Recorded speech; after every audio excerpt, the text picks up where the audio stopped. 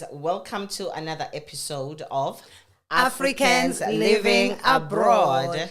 I am your girl, Cindy, aka Msindos, and I'm with my girl, Thenjiwe.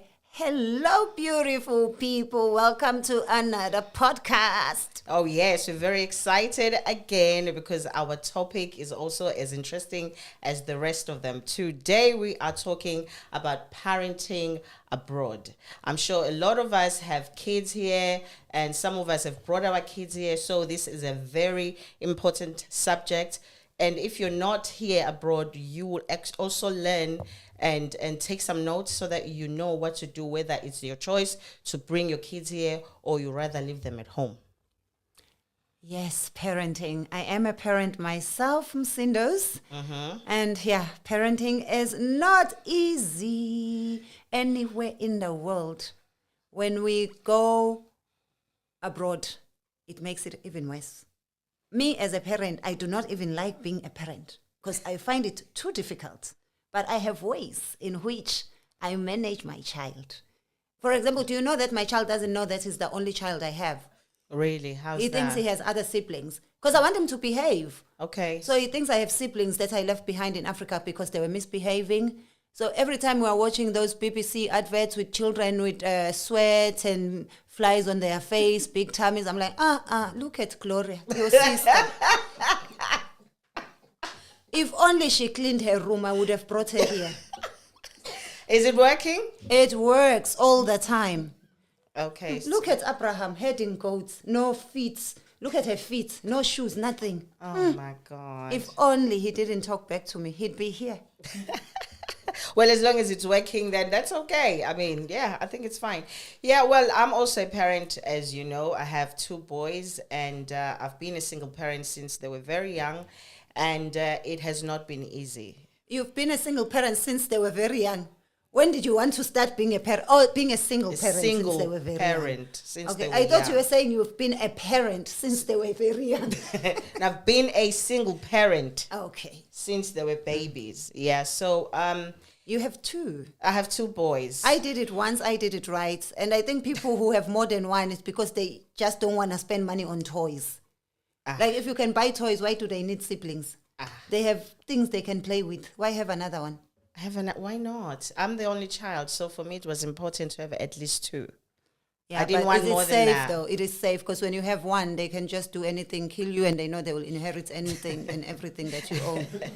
And it's safe if you have more than one. And also, my mom told me that boys, they tend to forget about their parents. Once they're married or once they're in a relationship, it's a goodbye.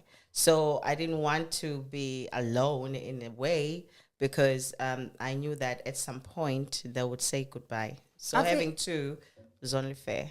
I feel like boys, they don't even wait for a relationship. Once they have their first pubic hair, they forget about their mother. They think they can just do everything on their own. They don't need you anymore, but they need you. They do. They always do. But then it depends with kids because with my youngest, that is my baby. Like, I mean, he's with me all the time.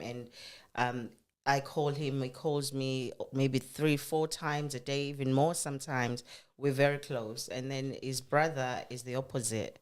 You know, he calls me on special days like my birthday, Mother's Day, and Christmas Day. That's it. If I send him a message, I know he will not get back to me for about 3 weeks, sometimes 4. And it's always like, sweetheart, are you okay? And then he will come back to me and say, yeah, Mom, fine. That's it.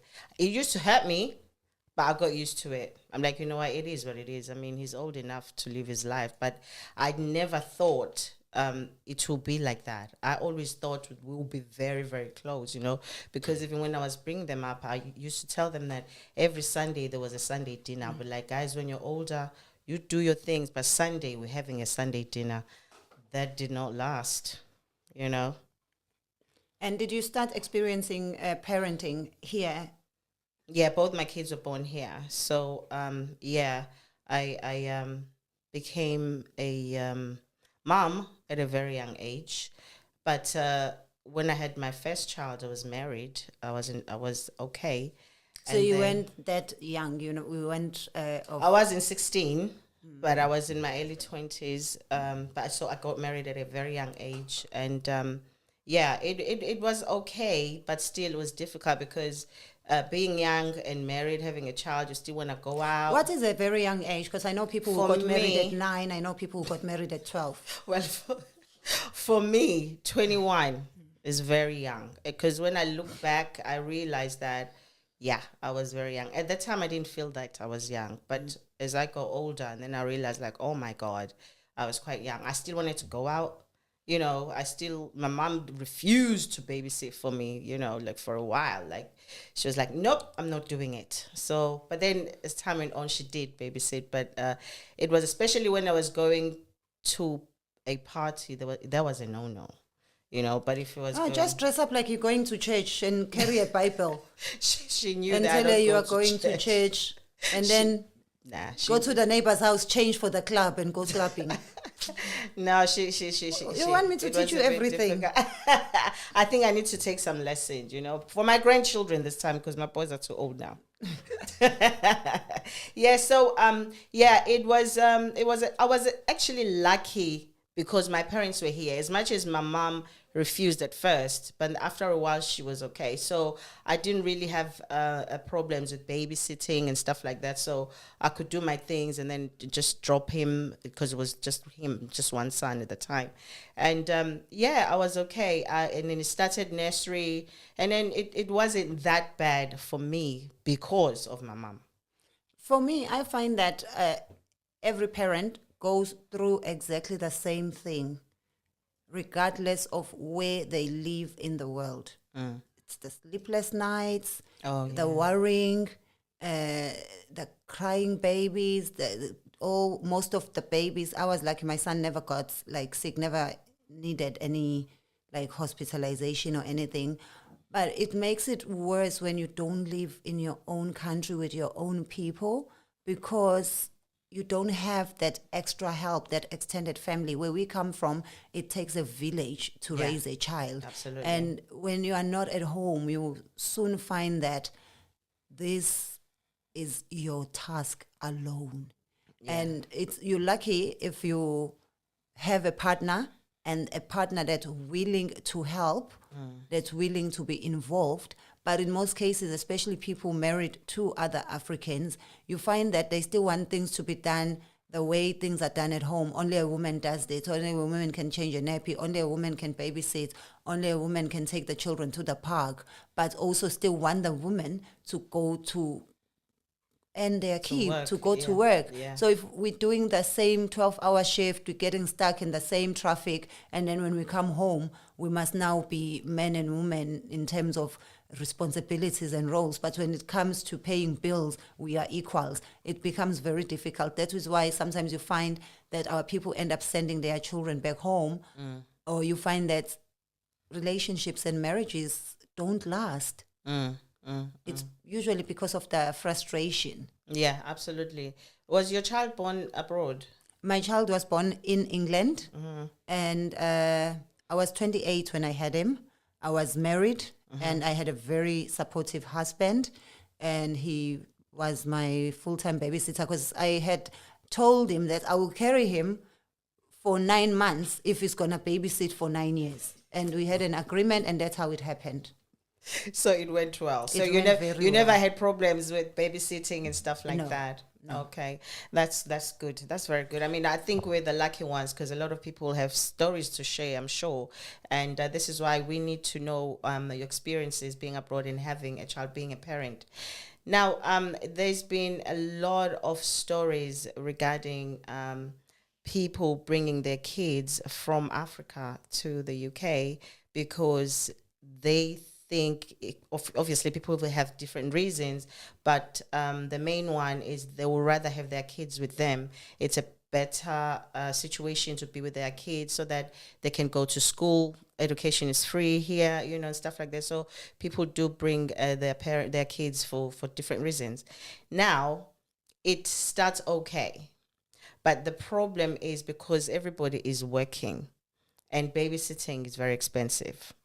Now, you find that the child is at home alone most of the time. And they tend to make friends.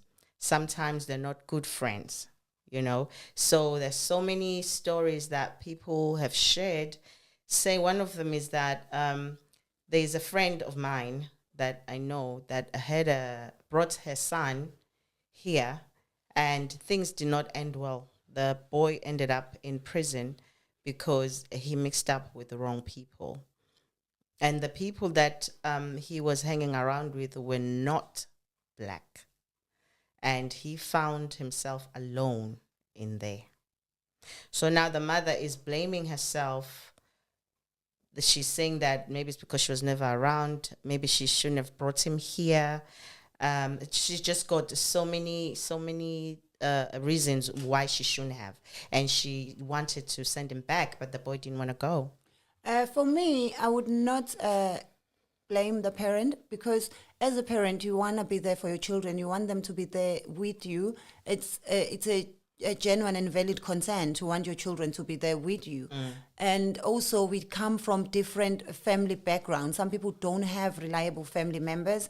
And even if you do, you want to raise your own child. Absolutely. You want to see them growing. You want them there. There are people who've been here for 20 years who left a 2-year-old back home, and they've never seen them. All they do is send them boxes of clothes that the children don't even wear because they're not even in style by the time they reach Africa. So it becomes a big problem when we start being judgmental, also because every country that I know of, every country that I have been to, they have police, which means there is a bit of lawlessness in every country. They have prisons. Prisons are full of people. So your child could have been in prison in any country. We have problems with drugs. We have Nyayope guys in South Africa, all over the place. Your child could have been that, because there are people who've left their children back home, but they are regretting leaving them back home because they are thinking, if I had brought them here. But then those children who are left back home must also understand that some parents come here to give their children a better lifestyle, to be able to send them to better schools, to be able to build a home for them. Because some parents will be like, as parents, we make different decisions. Some parents will be like, I'd rather be homeless with my children next to me. And some parents will be like, I'd rather have my children have a good life, but not see me. Because there's nature, there's so many like ways of parenting. Some people would rather give away their child for their child to get a better lifestyle, to be exposed to a better life. And also bringing children here, it also has a lot to do with how much you can afford, where can you put them to live. Because the problem begins with people, which is an African mentality that we need to walk away from, just thinking that all white people have of a better standard than us, are of a certain class. A lot of our people live in the most rough areas when they come abroad. Just because your neighbors are white, it doesn't mean that your life has improved. It doesn't mean that they are doing better. So just because some people are living in drug dens, but because they think my neighbors are white, they think their lifestyle is better. Some people can't even afford to rent a place that will allow their children to have their own room. So the children are growing up frustrated. They're not seeing their parent. They don't have a decent home where they live. The parent is always at work. When they're not at work, they're sleeping. Children are going to schools where nobody wants to send their children, but parents are just happy. It's free. But even free education, choose a good postcode. Where are you sending your child? Which school? Is it just because it's in England, now you assume it's school? Have you even checked with Ofsted if the school has like good ratings? Is it a good school? Yeah. But some people, I don't think a lot of people think like that I need to do my research. It's like, I'm taking my child abroad. I want my child next to me. I'd rather starve with my child. I'd rather be homeless with my child. So as soon as the child is here, you just find the nearest school next to your house without doing your research. As long as they're there, he goes to school, I'm going to work, we'll see each other at home. And another thing that I've noticed is that as parents, especially African parents or parents of African background, we do not talk to our kids. You bring a child here, you haven't even told them that you now live with Uncle John. And you expect them to come here and just bond with Uncle John. And you haven't even told Uncle John that you're bringing your child.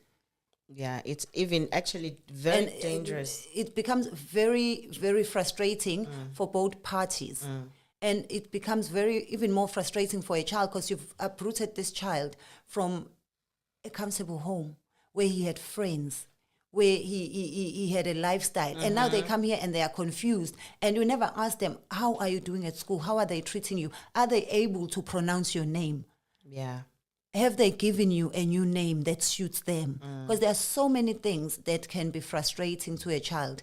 And because we are so busy with just chasing the pound, chasing the euro, chasing the dollar, we don't even have time to sit down and have good, decent conversations with our children. They come here, you yourself don't know your neighbors, and you're bringing a child that was brought up in Africa to come here and get used to that lifestyle. That is frustrating you as a grown up. Like, Tina, we used to get up in the morning, you go and play with your friends next door, you go and play with your friends on the streets. Yeah. We also used to, like, treating adults a certain way. And then they see how their friends interact with their parents. They call them by name. They call teachers by name, which is different from us. And like with us as Africans, we are so big on respect. We like to be like called auntie, uncle. Like that's why I don't date young guys, because me, I'm that woman who want them to call me auntie darling. Don't just call me darling. I want respect. Exactly. And then they come here and you still want them to behave like they're in Africa. It's a lot of confusion that happens, especially for those children who are brought from Africa. And then the ones who are born here, our children that are born here, we need to teach them about identity, because they do not know. Some children were born here, they've never been to Africa, so they don't feel African. But here, they're never going to be treated as British or as American or as French, because they are not. But their passport says they are. So we need to teach their children that your identity is not based on the color of your passport. Yeah. So we need to be able to have them know who they are. Like my son is mixed race, and I've always told him, son, you are black. Because if the slavery bus came back, you're going to pick cotton with us. You might be promoted to making the T-shirts, but you're going to be out there with us. I don't want him getting confused just because he's British, just because he's mixed race, just because his father is British. Because the world is harsh out there. It's very harsh. And I've always told him, now that he's a teenager, he knows. He will get into trouble. Children do. I got into trouble. I grew up in Africa. I got into trouble. There are things I did where I look back and I'm like, how did I survive that? What was I thinking doing that? So just because children are here doesn't mean it's the only reason they get into trouble. Sometimes it's just growing up. Yes. It's part of growing up. Yes. But he knows that when you do things with these people whose skin is not as dark as khaki, whose skin is lighter than khaki, know that you, from the age of 15, you are treated as a man. They are still treated as boys, even at 21. They'll be boys being boys. Yeah. But you are going to prison. Exactly. So be careful what you do. Because you, just by the way you look, the color of your skin, you are intimidating. And we as black people, especially for us who are raising black boys, they are guilty until they prove themselves innocent. Whereas the other races are innocent until they are proven guilty. So we need to be honest with our children. Yeah, I think that's very, very important. It's true. Which is why I think people who are thinking of bringing their kids here, you really, really, really need to be careful. Do your research, where you live, because saying you live in London is big, and there are good places in London and there are bad places in London. I don't want to mention names because maybe someone lives there where I was going to say, but I'm not going to say, but they are bad areas. So you take your child from the suburb in Africa, the child is in the swimming pool, everything is there, life is good. You bring them here, they speak English, they don't speak your language. When they get here, the first thing they ask you where you're from. You need to know that wherever you go with your accent, you will always be African. You will always be asked where you're from. Number two, you need to tell your child the facts of this country. You need to tell the kids the truth. Because when they get here, especially those who are brought up in a certain way, they forget that they're black. Because in Africa, they don't speak Zulu or whatever their language is. They come here thinking, oh, I'm going abroad. Now I'm in London or wherever abroad. And they take themselves as white. They will never be white. They will never be white. My kids were born here, and my son, my firstborn child, was always in trouble, and he was always a ringleader. He was always the one caught. And I would say, who were you with? All his friends, white friends, and they were never in trouble. And I used to tell him all the time, it is because of your skin. You know, you have to let your kids know. And going to work and leaving your children at home, it's not a good idea, because it's very easy to end up with the wrong crowd, because nobody is telling you or guiding you, telling that, no, these are not the kids. Because when as a parent, when your child brings a friend, you can actually tell whether that friend is okay. And it's very important to know your friend's parents, where the child is coming from, because you need to adjust. You need to make sure that your child is not going to end up with the wrong crowd. And sometimes these kids are very innocent. They're just following the crowd. But because of the color of their skin, they find themselves in trouble. But when it comes to judging children based on their parents, that can be very confusing, very, very confusing when you live in a different world, in a different culture, in a different country. Because there are things that we find taboo in our culture that are normal in other cultures. Like there are parents who smoke with their children, who smoke in front of their children. There are parents who drink with their children. There are parents who believe, I must give him his first drink, I must give him his first weed, I must give him his first whatever. There are parents who give their children money as part of their, what you call this, spending money allowance. That you give your children allowance. Yeah. Me, I allow my son prayers. God will No, look but after him.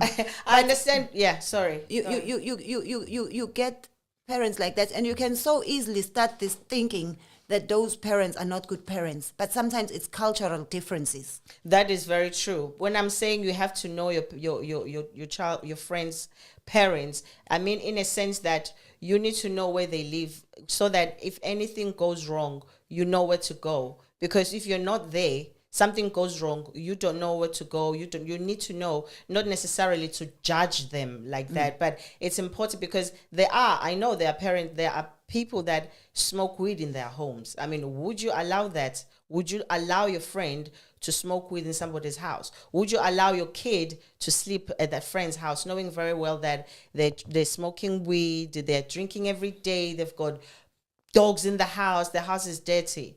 Obviously, if you're not at home, that is possible. And this is why, and you need to remember, I remember my child said to me, my son, he's not a child anymore, saying, because I used to say, why can't you just behave? Like, what is wrong with you? He would say, Mampa, you don't understand. There's another world out there. And I'm like, do you know, that made me think, like, do you know what? Actually, he's right. He said, do you know that I cannot go to the street because of ABC? These people are in charge of the streets. I had no idea. So if you're always at work and your child is being adopted by the family on the streets, the chances are your child would prefer to be there, because you're never at home. Which is why I think it's very important to know where you're from. Of course, you can't tell where your child goes everywhere, but at least have an idea. If something ever goes wrong, you explain to them and let them know that this is a different country. If you could do it all over again, would you still raise your children here or back home? Well, if they were born there, yes. No. In this situation of you having had them here, would you, if you were to do it all over again, would you rather send them home to be raised back home? I actually, in my situation, I did that. Okay. My kids went home different times, and they stayed for about 2 years. And then I think that was the best decision I've ever made, because they learnt a lot. They learnt about the Africanism. They learnt about the culture. They learnt everything they know. They can speak. They're not fluent as I am, but they can speak Zulu. You know, they know the culture. They know that we slaughter cows. They know that we believe in our ancestors. You know, they know these uncles. They know. But can't you teach them those things? I couldn't here? because you can't teach them here. They have to go to where the roots, where the roots are. So it was very important for me to understand. And when I say things and say we don't do that, they understand what I mean. Like, for example... But if they can learn about Shakespeare and learn about Romeo and Juliet without seeing them, they can surely learn about our cultures without having to witness it. Well, for me, it was very important to be there and experience it, you know, so that they can have that balance. Because you can tell your child this is how it is, but because they've never seen it, they were born here. So all they know is British or whatever they teach them. But they don't know. When you say, I'm going home, they need to understand what home means, because we're always going home. You understand? And now even I was so impressed. My son, we went to somebody's house and he was wearing a hat. He was born here, mind you. As soon as we entered the door, he took off his hat. And that's our culture. I was so impressed that he did that. I told Maybe him, his hair was just itchy. and having said that, he had a really a bad hair day that day, you know, because he's got big hair. And I was like, whoa, did you really do that? He said, yeah, Mom. I mean, you taught me if I enter someone's home, I have to take my hat off. Things like that. Because if you teach your child something like that here, and their friends are wearing hats in the house, they're not going to do it on their own and say, I'm not going to take it off. Nobody's doing it here. You understand? With me, it was a bit different from the experience that you had with your children. Because I normally take my child since he was born, like we'd have his first birthday here, first birthday at home, you know. I've always taken him. But when I took him when he was 14, the aim was to take him to do high school in South Africa. And we got there. And because for the first time, he wasn't there on holiday. We were out there to stay. And we were staying in my house in Pretoria. And Pretoria is still majority white people. First day we went to a mall. It was like, Mom, in South Africa, how come all the black people are working and cleaning and all the white people are eating and shopping? That was his first observation. The second one was he felt really uncomfortable because he felt like we were living in prison, and we live in one of the nicest areas, the nicest gated estates. And he felt like for him it wasn't luxury. For him it was prison. This is a place where everyone in South Africa would be happy to get access to. It was like, how come there's a guard with a gun? In England, even police do not carry guns. You have a security guard with a gun at the gate. You have burglar bars. This beautiful house, you can't even see it from the streets because it's hidden behind the wall. Yeah, he was just not comfortable. In schools, he noticed segregation, even between the children. He just did not like it. And we were about... to get him into school, we would go to schools and it would be like, did you see how black people are sitting on their own? Mixed race people are sitting on their own. This doesn't happen in England. And that's because I had allowed myself to listen to his views as well, to listen to him as well. So he didn't like it because that's not the world where he was brought up. And so fast forward, I ended up wanting to take him to go to America because where we live, it's very white. And I wanted him to also immerse himself in a black culture, learn about black people, make black friends and know who he is. He knows who he is, but like you say, experience is always the best teacher. And unfortunately, it's just as we began to settle in America, COVID decided to come. So for me, Africa didn't work. I know it works for a lot of people, but also it could be because I'm an orphan. As much as I have my aunts and they're very good, they're nice, we have no family drama, but it is different maybe when you don't have your own mother. That's true. but I was moving back home with him to be there for him, with him. He didn't like it. Yeah. And when it comes to languages, I still regret a lot of things. I wish I had taught him Zulu. I wish I had sent him home when he was younger to pick up the language. He can understand, but he doesn't speak it fully. He can fool you into thinking he understands, but once you get into deep conversation, you realize this one is Fong Kong. And but when I was trying to convince him to learn Zulu, he asked me one thing. Where will it help me? Because even a Zulu teacher has to fill in English forms to apply for a job as a Zulu teacher. Oh, wow. How is it going to help me? Well, I mean, what was your answer to that? I said it will help you so that you understand my level of madness. Because if you understand the words I'm saying, he said, I can see that with your action. I know when you pick up a shoe, I'm in trouble. For me, because actually that happened to me as well. My youngest, every time I spoke Zulu to him, he didn't want to know. He used to say to me, Mom, stop speaking that language with me. I said, you're going to Africa. That language you're going to learn by force, by fire. And he went home and he learned Zulu and he loves it. I mean, absolutely fell in love with it. Even the culture, he is so into it. I think what happens with us as Africans, let me know, guys, in the comment section, your thoughts, what you think.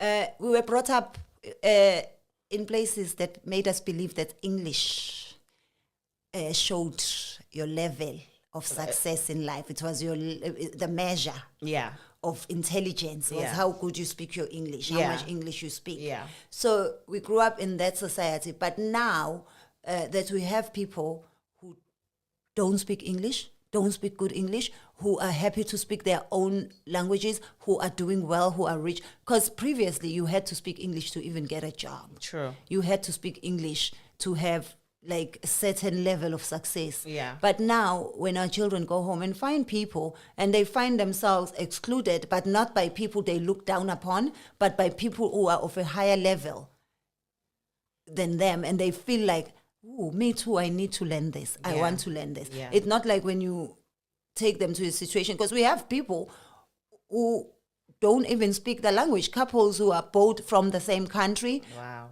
From the same tribe, same language, but they don't speak the language to their children. And you can't blame them.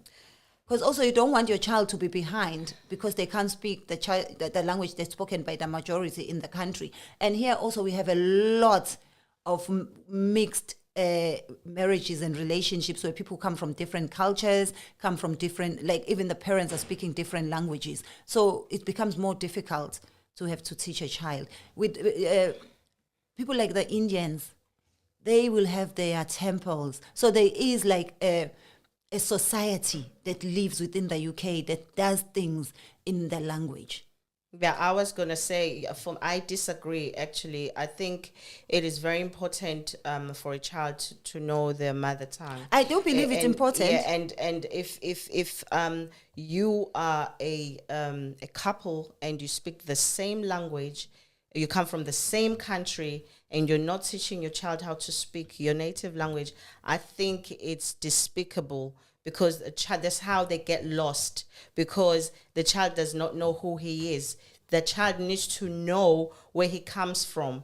That is why there's so many people here, their children are misbehaving because they take themselves as British and forget where they come from. And when they do go to Africa, they find it very difficult because they cannot associate with anyone because they don't speak the language. They don't know the culture because they are so British. And the child, it's not the child's fault. I blame the parents, because if an Indian can teach their child, a born British, they can speak their own language. Why is it with us Africans that we can't teach our children? But and you must don't also have remember our history. But you don't have to sit down and say, this is a bottle. No, when you're shouting as a mother, you shout in Zulu. That's how you pick up. It's not a matter of, I'm going to take you to a special school. But it changes. Just have to do it. I think it's unfair for the kids to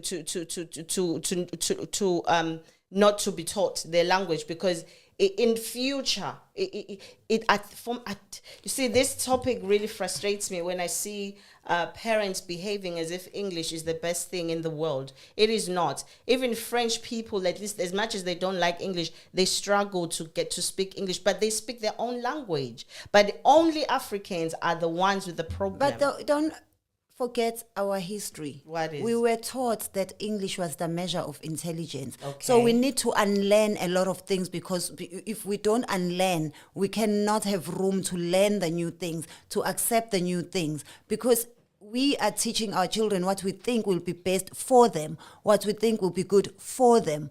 And even me as a parent, that day I got my British passport, even my dreams started coming in English.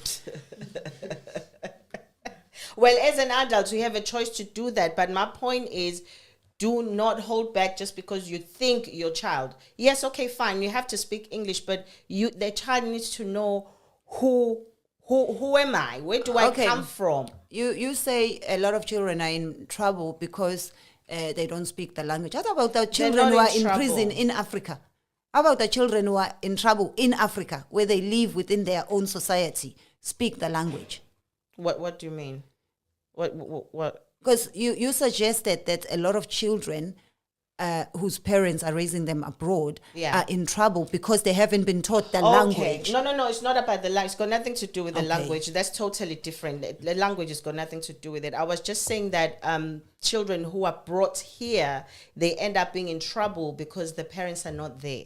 The language is totally different. Yeah, because obviously, like you said before, you can as you're growing up, we've been teenagers, you get into trouble anyway. You can get into trouble anywhere in the world. It's not because. But another thing that people need to understand is that when you come here, you think nobody's looking at you because people mind their own business. That's their culture. Oh, they do not. Oh, they do. They know your business. They do not mind their business. They don't. They are minding yours. You will look at it because back home, you can, when you're passing the streets, you can say, "Hey, Tay," it's like, "Hey, how you doing? I'm going to town." Here, it's not like that. So just because the doors and windows are shut, it doesn't mean they can't see what you're doing. If something happens there, the neighbor will be the first one to tell the police that there was a grey car at this time, this person came out, and this, so they know. But then when you come here, you don't see that. You just think, "Oh, wow, I can get away with everything because no one is looking at me."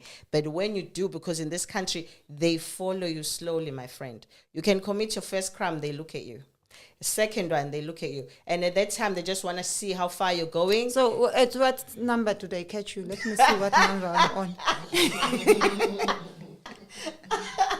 Oh, no, they will catch you. So, I mean, a lot, especially when you're a teenager, coming here, you get confused. Because I remember when I got here, I was very confused. I didn't know what was going on. Like, I was, even the weather for me, I couldn't believe people go outside because it was too cold. So imagine you bring a 18-year-old boy or girl, for that matter. This is your school. This is how you're going to make friends. I'm going to work. Here's your food. And then the child start now to learn on their own. So whether it's a good friendship or not, it just depends how the child go.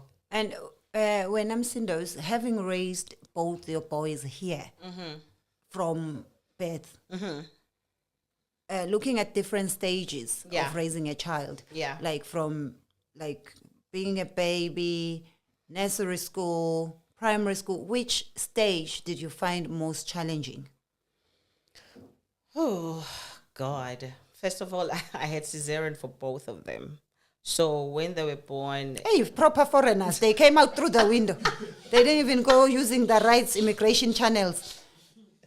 Yeah, so it was very challenging, especially with my firstborn, because like I said, I was a bit young and I didn't know what to do.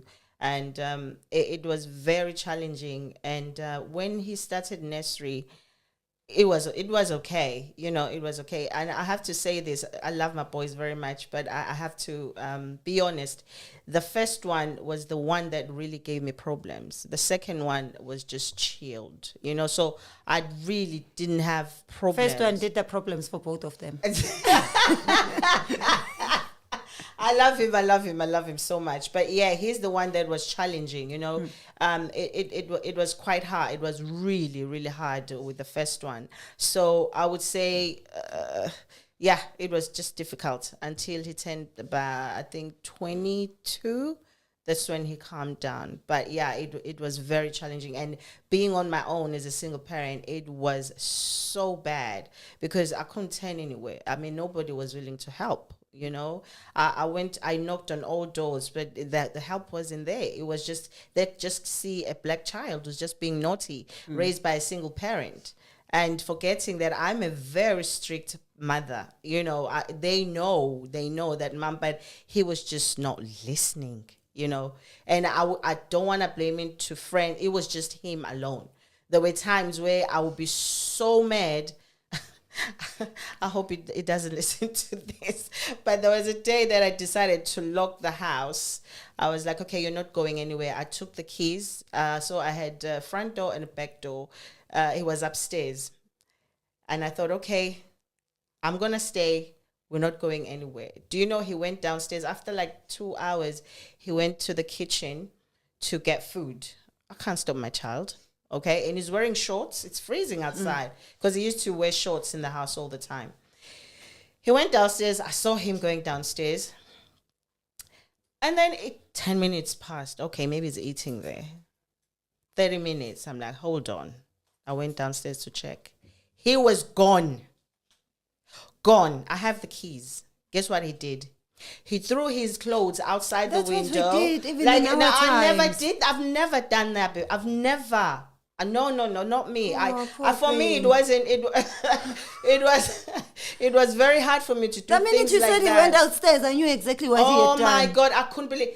And it was freezing. So he dropped his clothes. He jumped out of the window. He disappeared. I would have gone for 9 days. Come back Listen, and get proper punishment for a proper crime. I could not believe it. I just could not believe it. So that is why it's very important not to judge because you don't know. And I'm a very strict mother. You ask them, they will tell you. And me as an African woman, I used to But also being too strict sometimes can have a negative I was not too strict in a sense, but I was that mother that I wouldn't let you get away with things. You know, I needed to teach you as an African mother that this is how I was raised and it worked for me. And if I say left, everybody goes left. You're not going to choose right because you want to. Yes, dictator. Yeah, I mean, but then I was not that strict because, I mean, I wanted my boys to grow up with me and be their friend, we do things together. So it wasn't like that to your room. Like, no, we did things together. We had games, we did things, but he was just a different child. Would it have been different if he was in Africa? I don't know. But being here, did it add that it behaved that way because it was here? Maybe, because it was just, just whatever, So, and the funny thing is when I went out to ask for help, they thought he was just okay. They didn't see anything wrong with him. He was just being a boy, just growing up. Yeah, but I thought he needed more help, professional help. Because he was not behaving like a normal 12-year-old or 8-year-old. When you're 8 years old, you mean you're being naughty, you're doing stupid things. Not like when he was 16. When he was 16, he went to visit his dad, and he went on a Friday, and early hours of the morning on Saturday, I heard him come in. I was shocked. I was like, what are you doing here? Oh no, Mom, I didn't want to stay there, so I came home. I'm like, okay, guess what? In the morning, his father calls me. Guess what happened, Cindy? I cannot find my car. I said, what do you mean you can't find your car? He said he stole my car. He took it. You don't steal He said from your dad, he said he stole. That's why he said he stole my car. I said, what do you mean he stole He's 16. He doesn't drive. So he can hear me standing there, he's doing this. I'm like, okay, listen, I'll get back to you. So I'm like, is this true? What happened to the car? He just said, Mom, don't shout at me, please. He just took my hand, he opened the curtain. He's like, the car is down there. I'm like, you drove from Croydon to Northwest London? He said, yeah, Mom, I can drive. I said, how did you do it? He said, Mom, I've been driving since I was 12. I was like, oh my God, what about the police? He said, oh yeah, there was a police car next to me. And then I just nodded my head. I was like, you know what, this is just beyond me, you know. So he did things like that. I mean, did I send him to do that? No, of course I did not. So it's very important not to judge because you don't know the situation. When I was there, I was not an absent mother. I was always there because I wanted to raise my kids. I wanted to make sure that I was there, you know. So yes, things do go wrong, but then, you know, it is what it is. With me, I found that the hardest part, number one, I was not too posh to push like you. I was not. The exit was the same as the entrance point. It was this, my cervix did not want to open. That's all. You will exit using the door that you used to enter. Thank you very much. Do you know what? It's actually funny you say that because they used to say if your children are born with a cesarean, those kids are very different. And it's true. My firstborn, well, the second one is okay, but the firstborn, every time, I remember we were on the 8th floor when we were staying in a flat, and he was 2 years old. And he said, I think I told my friend that he said to me, Mom, 2 years old, yeah? Mom, come. I'm like, what is it? Open the window, yeah? I want to jump, and then I'm going to take the lift upstairs. I'm like, excuse me? We are on the 8th If floor. you had made him jump, you would not have had the problems you had when he was a teenager. See, God gave you an opportunity and you decided to do your own thing. If you had opened the window, I said, you would have saved yourself a lot of headache. Oh my God. But I mean, it's good being a parent. These are the experiences now we can talk about and laugh about. I did say he came out through the window. He did. So that's why, exactly. So I was like, you're going to die. He's like, no, I'm not gonna. I'm just going to jump because I used to watch a lot of Lion King. You know, there was a lot of jumping around. Oh my God. Now he could see himself as Simba. He wanted to jump. I'm like, hold your horses. You're going to die. With me, the most difficult stage was the nursery school part because it's expensive. People will say education is free. They never get to tell you that it is very expensive at nursery. I remember we used to pay about £256. I still have the receipts because my son must pay me back my money when he gets a job. 256 per week. Really? Nursery school is very, very expensive. Which means it's even more now. Yes. Yeah. Yes, it's very expensive. So if you're going to bring children, make sure you do the research. What age are they? Are you going to be able to, and what hours are you doing at work? Because you can't have them at nursery for 8 hours when you are doing 12 hours. True. You need them there for 14 hours if you are doing 12 hours. Exactly. And how much are you paying? Because you can't be paying the same amount that you are being paid. And also, like, the parents must understand that we go through the same problems. It just makes it more difficult when you are abroad. And fortunately, I'm a very dramatic parent. When he started telling me things like, don't come to my room, I was like, your room in whose house? Yes, exactly. You are ready now to, you are a man, you can have a house. I got my actor friends, I got them to wear like army uniform. And they came home. They said, you are a man now. You can make rules. We're taking you. He apologized. He never said that to me again. Good. They were like, they're taking him to join. And it was during the Iraq things. They were like, we're taking you. Front line. Because you are ready now. You are a man. You're telling your mom what to do in her house. It means you are ready to fight for your country. Exactly. You want to fight your mom? Come fight for the country. And straightened up. Yeah, guys, please don't forget to subscribe, like, and share. And also would like to hear your stories. Are you thinking of bringing your kids here? Or do you have kids who've had problems? Or you've brought your kids here and you've never, ever, ever had problems and you think it's the best thing you've ever done? And what are the tips you can give other parents? And also, when it comes to language, please share with us, how can parents be able to teach their children their mother tongue when they don't live with them in their native countries? How can we do that? How can we teach our children? And at what age should you start, and what age it becomes difficult? If there are any maybe apps, we live with apps these days that can help other parents, please comment section down below. And how have you overcome the problems and challenges that you've experienced here. Exactly. I mean, before we go, I just want to say, for me, I would say, it to start teaching your child, your language. It starts from your belly while you're carrying them, because babies can hear. You start talking to your child, you know, because I've actually experienced that. Like, I used to play a certain song when I was pregnant. I used to, I think it was Whitney Houston. And when my son was born, whenever he is Whitney Houston, he will stop whatever he's doing, you know, because I used to play it a lot. So when you are feeding your baby, my friend, talk to your child in your language. They would definitely, because that's the easiest time when they're young, because they can speak 4 languages at that age. When they go to school, they're going to speak English. When they come home, they will speak your language. It works, but you're not going to wait until your child is 16 or 18. It's going to be very difficult. So I would say start at a very, very young age. And it's like I said, you don't sit down and say, sit down, stand up. No, you just talk to your child. If you say, go and get me something, they will know, just go and get me something. Is this, mom? No, until they get it. That's how they learn. But it all starts from respecting our languages and understanding that our languages are just as important.